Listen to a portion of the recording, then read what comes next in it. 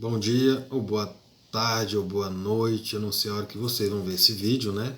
Primeiramente, me chamo Rogério Ferreira da Silva, graduado em licenciatura em Ciências Biológicas na Universidade Federal do Piauí, Polo Canto do Buriti. Bem, gente, hoje eu vou ministrar uma aula no primeiro ano do ensino médio, falando sobre um assunto muito importante e interessante também, né? Vou falar um pouco sobre a organização celular dos seres vivos, os níveis de organização, o que constitui, certo? É um tema muito bom para se entender, certo? Vamos lá começar um pouco sobre os níveis de organização dos seres vivos.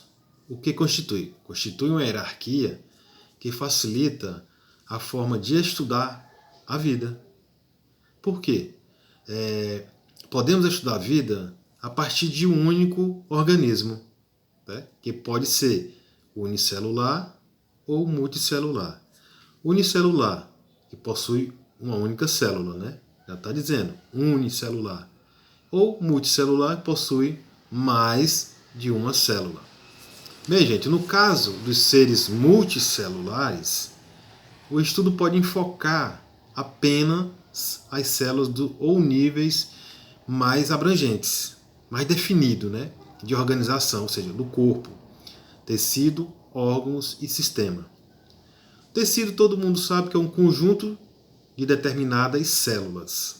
Já os órgãos e sistema é um grupo de tecidos que desempenha uma função específica ou grupo de funções. Agora a seguir, gente, vamos conhecer os níveis de organização, certo? Em biologia, iniciando do mais restrito ao mais amplo. Eu vou mostrar um pouquinho aqui para vocês, não sei se vocês vão poder ver, certo? A gente começa do mais restrito, que é o átomo, aí vem molécula, organela, célula, tecido, órgão, sistema, organismo, população, comunidade, ecossistema e o mais amplo, que é o último, a biosfera. Bem, gente, agora eu vou falar um pouco sobre esses níveis aqui. Vai ser muito importante.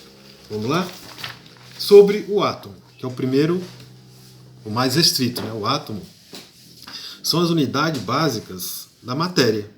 Um átomo é formado pelo núcleo, que é constituído pelos prótons e nêutrons e pela eletrosfera, região a qual os elétrons estão localizados. Em seguida temos a molécula, que é a estrutura química formada por dois ou mais átomos. Ela pode ser formada por átomos iguais, certo? Ou elemento diferente. Organela é uma estrutura presente nas células que atua como pequenos órgãos. Que são esses órgãos? Mitocôndrias, cloroplastos, retículo endoplasmático, complexo de Golgi. Esses são exemplos de organelas. Já as células são unidades funcionais e estruturais dos seres vivos, com exceção dos vírus, certo? Por quê? Porque todos os organismos vivos apresentam células em sua composição. Por isso que diz, são unidades funcionais e estruturais dos seres vivos. Por isso que tem essa exceção, né? Elas podem ser divididas em dois grupos básicos. Quais são esses grupos básicos? Eucariontes e procariantes. O que seriam células procariantes? Elas apresentam núcleo definido, né? Estando o material genético disperso no citoplasma. As células eucariontes, por sua vez, apresentam núcleo definido, né? Além disso, possuem organelas membranosas em seu citoplasma. Em seguida, gente, nós vamos falar sobre o tecido, né? Que é um conjunto de células que desempenham uma função específica. Diante desta definição, fica claro que apenas organismos multicelulares podem apresentar tecidos, certo? Devido a essa definição. Nos seres humanos, os 4 tipos de tecidos básicos encontrados são epitelial, conjuntivo, nervoso e muscular, sendo que vale destacar que, diferentemente do que alguns pensam, né, plantas também possuem tecidos, certo? Como a epiderme, né, a parequima, a colequima, a esclerequima, xilema e, por último, floema. Porque muitas pessoas pensam que plantas não têm tecido, mas são estes tecidos que as plantas possuem. Um órgão, certo? Que é a formação composta pelo conjunto de 2 ou mais tecidos, né? Todo mundo sabe que os órgãos são coração, baço, fígado e pâncreas. São exemplo de órgãos encontrados no nosso corpo, certo? E as folhas, caules, raízes são exemplo de órgãos presentes nas plantas. Entendam bem isso.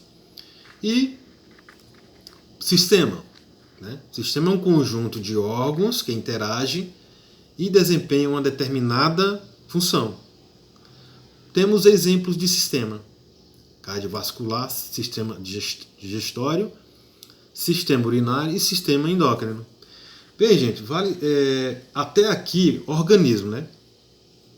Organismo é a forma individual de um ser vivo. Um ser humano é um organismo. Um lembrete a vocês: até aqui, organismo não é ecologia ainda, certo? Por quê? Porque a ecologia estuda o organismo e a interação destes organismos entre si e entre o ambiente, certo? Então, a ecologia vai começar de população até biosfera. Entendam bem isso, certo? Por quê? A população é um conjunto de organismos da mesma espécie que vive em uma determinada região em um determinado período. Um exemplo. Por exemplo, um conjunto de girafas vivendo em uma área de savana africana, certo? Um conjunto. Ali está representando uma população, porque está um conjunto de girafas, certo? Diferentemente de comunidade, que diz respeito ao conjunto de várias populações que vivem em uma determinada área e período.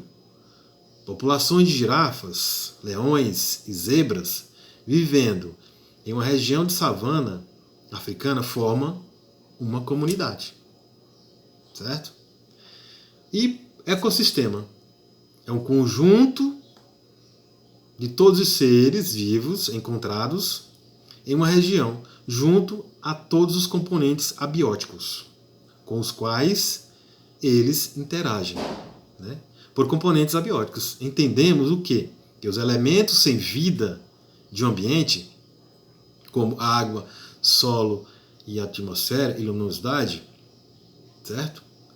Então, por último, como eu já havia falado, que eu ia falar um pouco sobre dos níveis de organização dos seres vivos, do mais restrito ao mais amplo, é biosfera, que é o conjunto de todos os ecossistemas encontrado no nosso planeta, né, que forma a biovida em ecologia, certo? E importante destacar algo, senhores, caros alunos. Importante que vocês saibam que tudo isso faz parte, né, faz sentido, simplesmente por causa da palavra evolução, certo? Porque aqui temos todas as passagens, como eu disse, do mais restrito ao mais amplo, certo? Então, gente, esta é a minha pequena aula, né? Falei um pouco sobre a organização celular dos seres vivos. Espero ter compreendido, ter gostado da minha aula. Certo? Qualquer dúvida, estarei aqui para esclarecer algumas coisas. E só tenho a agradecer a vocês pela grande atenção, a todos. E tenha um bom dia, uma boa tarde ou boa noite a todos, a vocês. E muitíssimo obrigado pela atenção.